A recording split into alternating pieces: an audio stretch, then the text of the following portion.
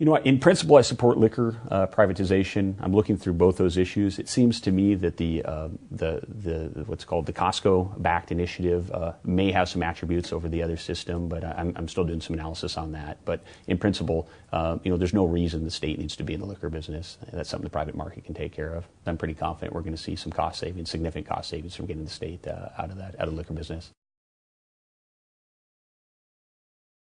I think it's a fair question to ask whether or not the state should be in certain sectors that are perhaps better managed by the private sector. One area that I think certainly is open for debate is whether or not the state should be competing against the private sector in terms of beer and wine sales. In terms of hard liquor sales, I think there is a public safety argument to be made. I'm willing to leave that to the voters. I do have great concerns about the fact that the public's not being told that if we do adopt privatization, a privatization initiative, it defunds the operating budget by $340 million and leaves wide open the funding of public safety and liquor enforcement. And I think there's some real problems around that.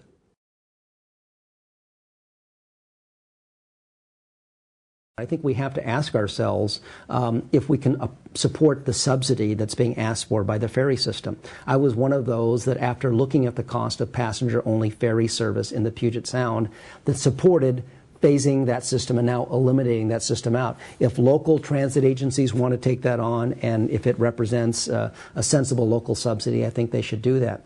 I'm also supportive of moves to increase fare box recovery from their present levels, which I think are around the 60% range, to see if we can't move that up to 75, 80%. For those that suggest privatize, privatize, privatize as the answer, there are certain things that the private sector can't find a way to make a return off of. I'd like to see a proposal to privatize the ferry system. The fact of the matter is that those that suggest it come up with no proposal, nor even any organization that might be interested in doing that.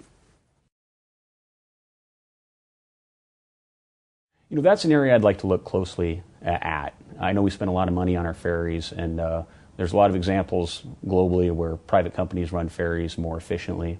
You know, the Seattle Times brought to light recently, I think you're aware of some pretty troubling information about how our ferry system was being run, where workers in the ferry system were abusing the system, essentially getting paid for riding on the ferry, and that's not right. So I'd like to see some efficiencies, and maybe even if we looked at the private option there, it would bring some innovation and better service and serve more areas. So that's one I'd look closely at.